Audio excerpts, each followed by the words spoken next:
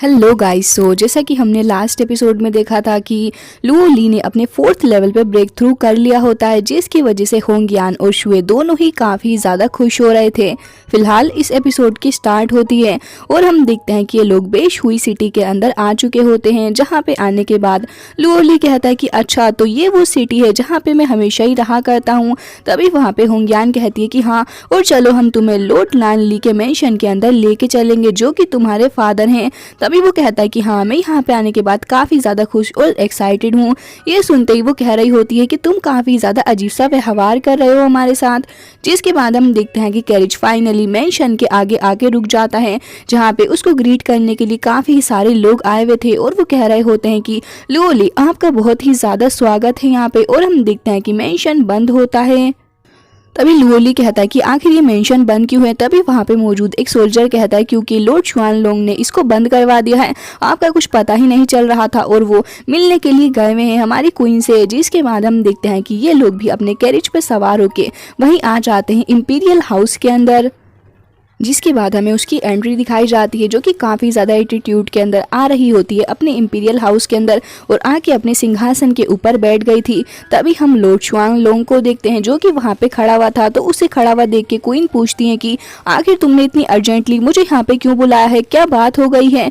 तभी वो कहता है कि क्वीन, इतना ज़्यादा अर्जेंट कुछ नहीं है, मुझे पता है कि मैंने आपको डिस्टर्ब कर दिया है, लेकिन मैं आपसे कुछ इंपॉर्टेंट बात करने के लिए आया हूँ। और साइड में हम देखते हैं कि यहाँ पे लुओ ली भी खड़ा हुआ था और शुए बाकी सारे लोग भी यहीं पे मौजूद होते हैं और उसकी बातें सुन रहे थे। तभी वो कहता है कि मैं आपसे काफ़ी ज़्यादा इंपॉर्टेंट बात करने के लिए आया था। तभी वो कहती हैं कि इंपॉर्टेंट ही करते रहोगे या फिर मुझे बात के बारे में भी बताओगे।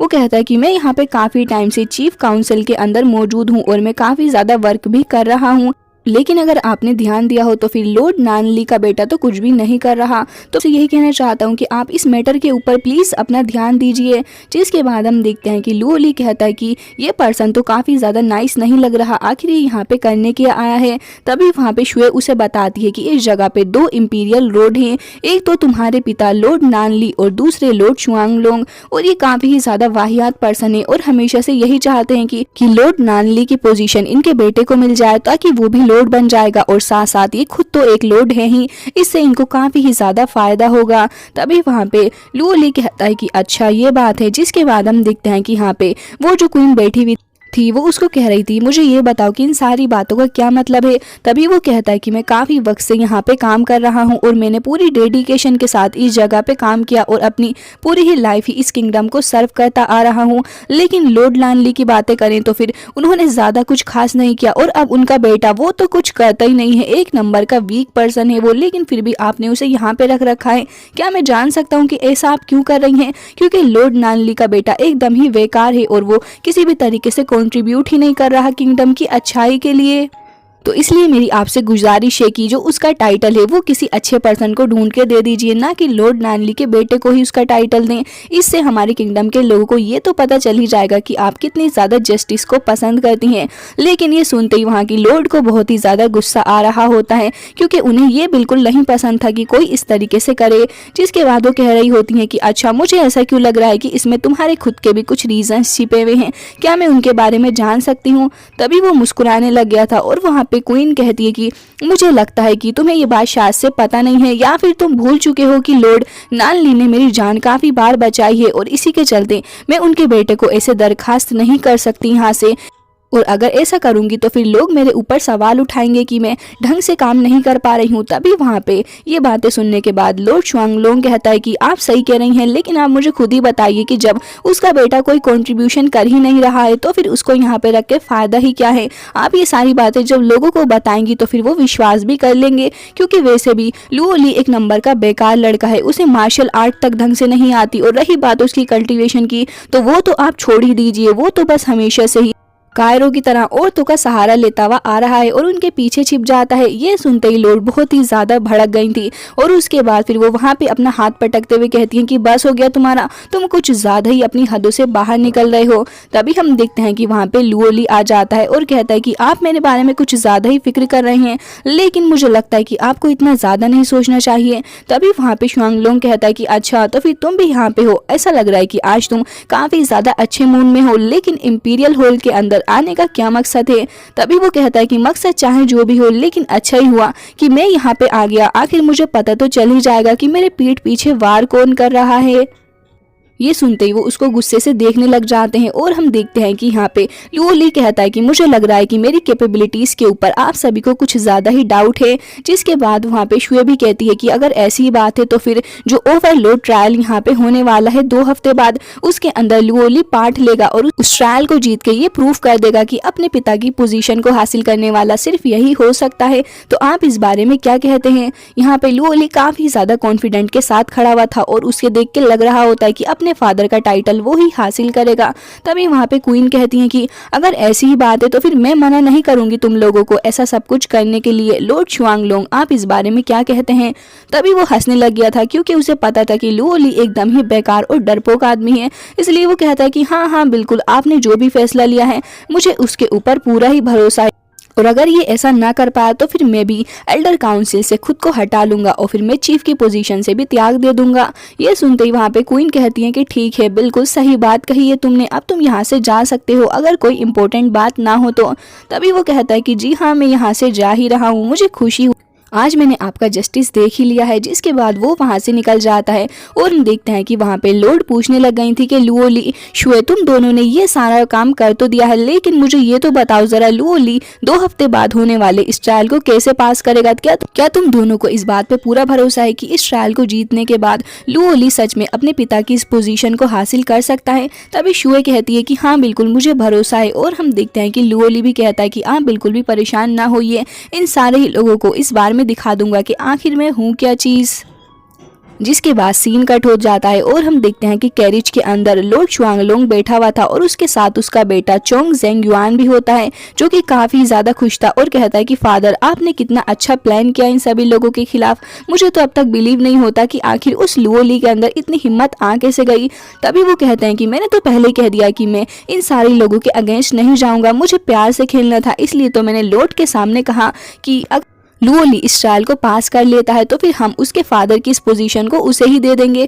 और तुम्हें तो पता ही है कि वो कितना ज़्यादा वीक पर्सन है, वो आराम से हार जाएगा और इस ट्रायल को कभी भी पास नहीं कर सकता। लेकिन मुझे लग रहा है कि क्वीन को अपने इस डिसीजन के ऊपर बाद में बहुत ही ज़्यादा पछतावा होने वाला है, लेकिन हमारे लिए तो ये खुशी की बात है। तभी चोंग को देखते हैं जो कि कहता है कि फादर, वैसे भी मुझे लग रहा है कि लुओ ली कुछ ज़्यादा ही टफ एक्टिंग कर रहा है, और मैंने तो पहले से ही सुन रखा है कि उसकी मार्शल आर्ट एकदम ही बेकार है, और साथ साथ उसकी कल्टीवेशन, उसका तो बस पूछिए ही मत। इस ट्रायल को पूरा करने के लिए कल्टीवेशन के 6 लेवल को तो हासिल करना जरूरी ही है, लेकिन मैं समझता हूँ उसने अपने कल्टीवेशन के 1st लेवल तक को हासिल नहीं किया है, वो पूरी तरीके से हार ही जाएगा। तभी वो हंस रहे होते हैं और कहते हैं कि जो भी हो, लेकिन तुम्हें अपनी ट्रेनिंग को हल्के में नहीं लेना चाहिए, तुम अपनी ट्रेनिंग जारी रखो और अच्छे से प्रैक्टिस करो, क्योंकि वैसे भी कुछ नहीं पता कि कल क्या हो जाए। जिसके बाद वो कहता है कि एडवाइस के लिए आपका बहुत बहुत शुक्रिया और मैं ऐसा करूंगा भी। तभी हम देखते हैं कि एक लड़की जिसका नाम लान होता है वो वहीं पे बैठी हुई थी और कहती है कि प्लीज सिटी लॉर्ड बनने के बाद मुझे मत भूल जाना। तभी वो कहता है कि ऐसा कुछ भी नहीं है, फिलहाल मुझे ये बताओ कि क्या तुम्हें लुओ ली पसंद है। वो कहती है कि ऐसा कुछ भी नहीं है, यहाँ पे सारे ही लोगों को पता है कि मुझे तुम ही सबसे ज्यादा अच्छे लगते हो, और वैसे भी यहाँ पे जितने भी लोग हैं, जितने भी प्रैक्टिशनर्स हैं, उन सब में सबसे ज्यादा एक्सपर्ट और हाई लेवल पे तुम ही हो, तो भला तुम्हें छोड़ के उस लुओ ली के पास जाना चाहेगा। और ये सुनते ही वहाँ पे चोंग काफी ज्यादा खुश होने लग जाता है और कहता है कि तुमने बिल्कुल सही कहा, मैं इन सभी में सबसे ज्यादा एक्सपर्ट हूँ। और हम देखते हैं कि यहाँ पे उसके फादर भी काफी ज्यादा खुश हो रहे हो। दूसरी ओर हम शुए को देखते हैं जो कि यहाँ पे लुओ ली को बता रही थी कि यहाँ के जो ओवरलोड हुआ करते थे उन्होंने ही इस ट्रायल को छोड़ा है ताकि आगे चल के अच्छे ओवरलोड को चुना जा सके। और जहाँ तक मैं समझती हूँ तुम्हें अपनी कल्टीवेशन को ज़्यादा से ज़्यादा जल्दी इन्हेंस करना होगा, क्योंकि यहाँ पे काफ़ी सारे पावरफुल लोग आएंगे।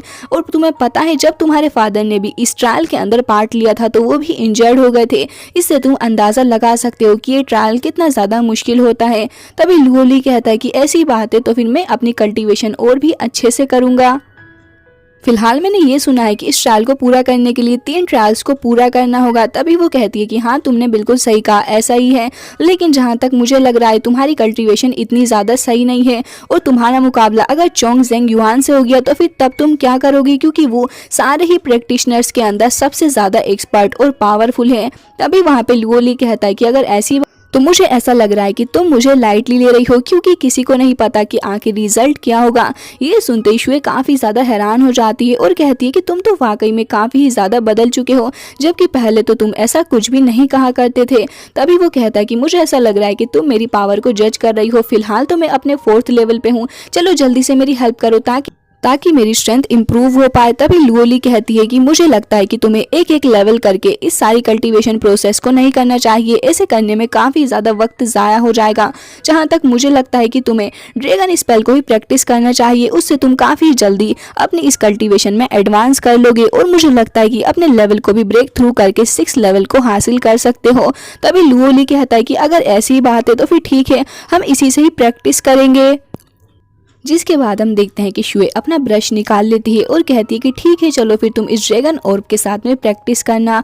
और हम देखते हैं कि अपने ब्रश का यूज़ करते हुए इनलाइटमेंट ड्रैगन नाम की किसी टेक्निक को समन कर लेती है। तभी हम देखते हैं कि वो ड्रैगन ऑर्ब तुरंत ही चला जाता है लुओली के ऊपर और जैसे ही शुए अपने उस ब्रश का यूज़ करती है वो तुरंत ही एक अजीब सी जगह पे आ जाता है, जहाँ पे काफ़ी ज़्यादा पावरफुल और हैवी स्पिरिचुअल बेल उसको कैद कर लेती है और उसके अंदर लुओली कैद हो जाता है, जहाँ पे कुछ अजीब सी पॉइजनस गैस फैल रही थी। जिसे देखते ही वो कहता है कि ये तो काफी ज्यादा अजीब सी चीज है, भला मैं इसके अंदर क्या ही करूं। लेकिन तभी वहां पे एक फायर ड्रैगन भी आ जाता है।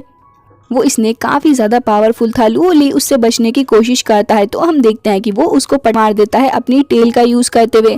अब जैसे ही लुओली वहां पे खड़ा होता है वो कहता है कि इसकी तो फायर भी पॉइजनस है, मुझे कैसे तो करके इस जगह से बाहर निकलना होगा अपनी वाटर एट्रीब्यूट का यूज करते हुए। लेकिन हम देखते हैं कि यहाँ पे तुरंत ही उसके हाथ के अंदर कुछ अजीब सा होने लग जाता है, जिसे वो खुद भी कंट्रोल नहीं कर पा रहा था। अब एक तरफ स्नेक आ रहा होता है और दूसरी तरफ लुओली का हाथ भी उसके कंट्रोल में नहीं होता। जैसे स्नेक के सामने आने वाला था वो तुरंत ही अपने हाथ का यूज करते हुए उसके अंदर से ढेर सारी फायर को जनरेट करता है और हम देखते हैं कि यहाँ पे स्नेक के माउथ के अंदर को थ्रो कर देता है, जिसकी वजह से वो धीरे धीरे करके पूरे ही पार्ट्स में डिस्ट्रॉय हो गया था और हम देखते हैं कि यहाँ पे वो खत्म भी हो जाता है। तभी अब अंदर क्या प्रोसेस चल रही है बाहर शुए को तो पता ही नहीं होता। जिसके बाद हम देखते हैं कि उसी ड्रैगन ऑर्ब के अंदर से कुछ अजीब सा प्रोसेस होने लग गया था, जिसे देख के शुए डर जाती है और कहती है कि लुओली तुम ठीक तो हो, तुम कुछ बोल क्यों नहीं रहे। और हम देखते हैं कि डरते हुए वो तुरंत ही अपनी फ्लावर आइस टेक्निक का यूज करती है, जिसकी वजह से वो ड्रैगन ऑर्ब दोबारा से लुओली को यहाँ पे लाके खड़ा कर दे। लेकिन फिलहाल ये सीन यहीं पे कट हो जाता है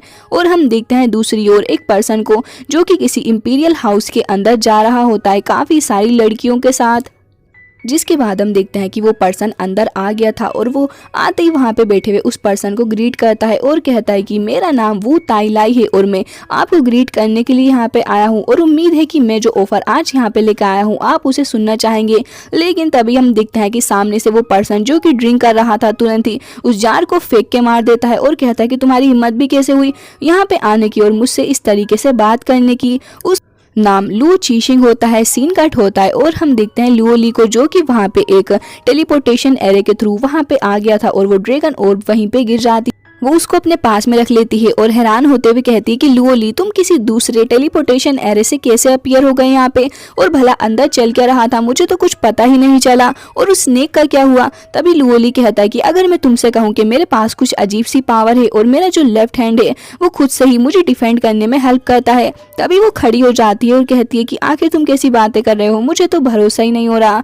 तभी वो कहता है कि अच्छा तो फिर ट्राई करके देख लेते हैं। तभी हम देखते हैं कि वो अपनी आइस सर्कल पावर का यूज करती है और अटैक कर देती है लुओली के ऊपर। तभी लुओली भी अपने उसी हैंड का यूज कर वो एक फॉर्मेशन बना के अटैक कर देता है शुए के ऊपर। शुए भी अपनी फायर बॉल का यूज करती है। तभी हम देखते हैं कि लुओली अपनी पावर का यूज करते हुए उन्हें भी डिस्ट्रॉय कर देता है। तभी वो कहती है कि आखिर ये सब कुछ हो कैसे रहा है, चलो मैं एक बार फिर से ट्राई करूंगी। जिसके बाद हम देखते हैं कि वो अपनी लोटस पावर का यूज करते हुए एक और फॉर्मेशन को क्रिएट कर लेती है, जिसके अंदर से ढेर सारी सोर्ट्स आके लुओली को हिट कर रही होती हैं। लेकिन लुओली काफी ज्यादा स्मूथली उनसे बच रहा होता है। तभी वो कहती है कि एक बार और ट्राई करना है मुझे, और हम देखते हैं कि यहाँ पे उस फॉर्मेशन के अंदर से एक हेवनली सोर्ड अपीयर हो गई थी जो कि लुओली को हिट करने जा रही होती है। लुओली भी तुरंत ही अपने उसी हैंड का यूज करते हुए उसको रोकने की कोशिश करता है और वो ऐसा करने में कामयाब भी हो रहा था। तभी वहाँ पे शुए भी अपनी पावर का यूज कर रही होती है ताकि वो लुओ ली को सप्रेस कर सके, लेकिन वो ऐसा कर नहीं पा रही होती। लुओ ली अपनी पूरी पावर का यूज करता है और हम देखते हैं कि स्वॉर्ड पूरे तरीके से डिस्ट्रॉय हो जाती है। साथ साथ शुए भी नीचे आगे गिरने ही वाली थी, लेकिन हम देखते हैं कि यहाँ पे लुओ ली उसे बचाने के लिए भाग रहा होता है। शुए तो खुद को संभाल लेती है, लेकिन लुओ ली ही नीचे गिर गया था, जिसे देख के वो कहता है कि तुम ठीक तो हो। तभी वो कहती है कि मैं बिल्कुल ठीक हूँ, लेकिन अब मुझे बिलीव हो रहा है कि तुम्हारे पास सच में कोई मैजिकल पावर है जो कि किसी डिवाइन मास्टर ने ही तुम्हें दी है। मुझे बताओ कि भला तुम्हारे पास ये आई कैसे और तुम इसे मैनेज कैसे कर रहे हो। तभी हम देखते हैं कि लुओ ली अपने हाथ को पीछे छिपा लेता है, तो वो हंसने लग जाती है और कहती है कि ठीक है, मैं किसी को नहीं बताने वाली कि तुम्हारे पास इस तरीके की कोई पावर है और अब से ये एक सीक्रेट ही रहेगा। जिसके बाद हम देखते हैं कि लुओ ली भी मुस्कुरा के उसको थैंक्स करने लग गया था उसके इस फेवर के लिए। और इसी के साथ में ये एपिसोड हो जाता है एंड आई होप आपको अच्छा लगा होगा। मिलते हैं नेक्स्ट वीडियो में, तब तक के लिए bye bye, take care of yourself.